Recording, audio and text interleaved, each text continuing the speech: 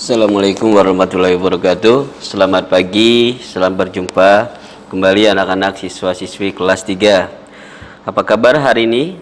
Mudah-mudahan kalian semua sehat dan sukses selalu di rumah masing-masing dalam mengikuti kegiatan belajar mengajar secara daring.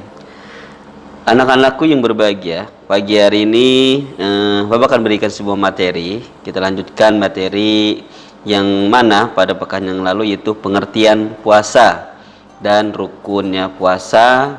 Dan hari ini yang kita akan bahas adalah hal-hal yang membatalkan puasa dan orang yang boleh tidak berpuasa. Siapa sajakah itu? Bagaimanakah caranya kalau dia tidak berpuasa, dan apa saja yang membatalkan puasa? Mari kita simak, kita lihat materi berikut ini. Hal-hal yang membatalkan puasa, yang pertama adalah makan dan minum dengan disengaja. Jadi ketika dia siang hari dia makan dan minum dengan disengaja, maka puasanya batal pada hari itu. Yang kedua, muntah yang disengaja. Sehat tiba-tiba pengen muntah, maka puasanya batal, kecuali tidak disengaja. Yang ketiga, keluar darah haid atau nifas, yaitu darah setelah melahirkan. Ini pada perempuan. Ketika dia menjalankan puasa tiba-tiba haid atau melahirkan, maka ini puasanya batal dan diganti pada bulan setelah Ramadan. Yang keempat, gila atau hilang akal. Ketika dia menjalankan ibadah puasa tiba-tiba dia gila atau hilang akal, maka puasanya batal. Kenapa? Karena dia bisa membedakan mana yang baik dan mana yang buruk. Selanjutnya yang kelima, keluar mani dengan sengaja. Ini bagi orang dewasa. Yang keenam, keluar dari agama Islam atau murtad. Misalnya menjalankan puasa nih, tiba-tiba dia keluar dari agama Islam, maka puasanya batal. Yang terakhir, berniat untuk membatalkan puasa.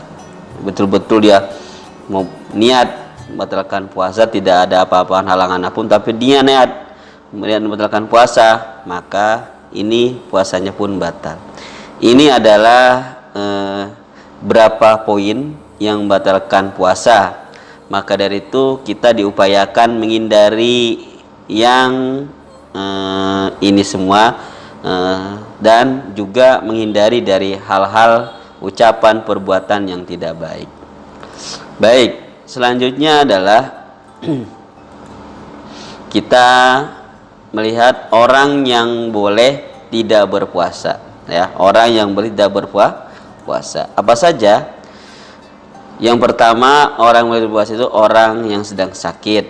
Cara menggantinya berpuasa di lain hari di luar bulan Ramadan atau mengkodonya. Orang yang dalam perjalanan jauh atau musafir karena dia tidak kuat untuk berpuasa, maka boleh tidak berpuasa. Lalu cara menggantinya berpuasa lain hari di luar bulan Ramadan. Yang ketiga, orang tua yang lemah, yang mungkin tidak bisa berpuasa dan tidak mungkin mengkodonya, maka cara menggantinya bayar fidyah, beri makan fakir miskin setiap hari. Lalu perempuan hamil atau menyusui bayi, jika mengkhawatirkan dirinya saja, maka berpuasa lain hari di luar bulan Ramadan. Terus jika mengkhawatirkan bayinya namun dirinya kuat berpuasa, ataupun mengkhawatirkan diri dan bayinya, maka berpuasa di lain hari dan membayar fidyah. Jadi kalau memang mengkhawatirkan, lebih baik puasa tidak melaksanakan, dan cara menggantinya nanti di luar bulan Ramadan. Ini orang yang boleh tidak berpuasa. Jadi kalau kita masih kuat, masih sehat, masih mampu dan bisa melaksanakan, mari kita laksanakan puasa itu dengan sebaik-baiknya. Selanjutnya adalah hikmah puasa. Dari pengertian sampai tadi terakhir adalah orang yang boleh tidak berpuasa. Kita yang terakhir yaitu hikmah. Apa sih hikmahnya? Satu, menghapus dosa-dosa yang telah lalu. kita sering mendengar seorang ustaz mengatakan man shoma ramadana imanan wahtisaban ghufira lahu ma taqaddama min zambi. Barang siapa yang berpuasa karena iman, itu akan dihapuskan dosa-dosa yang telah lalu. Jadi niatkan puasa kita adalah karena Allah Subhanahu wa taala, bukan karena apa-apa. Yang kedua, meningkatkan takwaan kepada Allah Subhanahu wa taala. Karena dengan rajin membaca Al-Quran, bersedekah, dan sholat 5 waktu dan sholat sunat tarawih, ini akan menambah ketakwaan kita kepada Allah Subhanahu wa taala. Yang ketiga, menyehatkan badan, karena dengan berpuasa segala kegiatan tubuh kita ini akan berhenti, dan siapa yang berpuasa katanya dia akan sehat. Maka dari itu ini salah satu menyehatkan badan dengan cara berpuasa. Menumbuhkan kasih sayang kepada fakir miskin.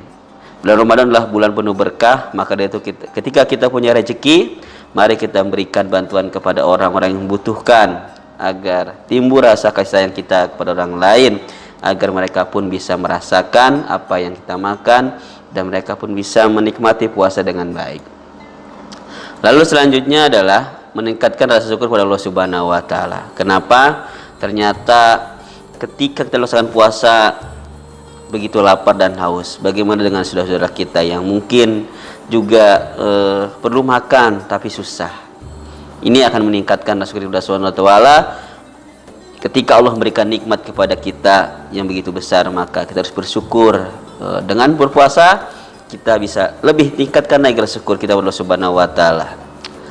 Yang keenam, melatih hidup disiplin. Artinya bahwa kita disiplin dalam beribadah. Contohnya ketika puasa, ya sebelum azan maghrib ya tidak boleh kita melakukan kegiatan berbuka puasa. Tunggu azan maghrib, walaupun makanan sudah tersedia di meja makan, tapi ketika belum azan maghrib jangan disentuh dan jangan dimakan. Ini namanya disiplin.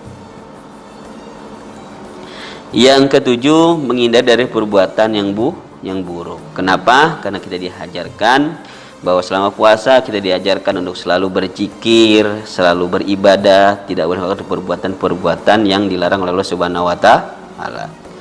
Yang kedelapan, melatih kesabaran. Kenapa? Karena puasa itu banyak hal-hal yang mungkin bagaimana biar kita sabar di siang hari ketika lapar dan haus.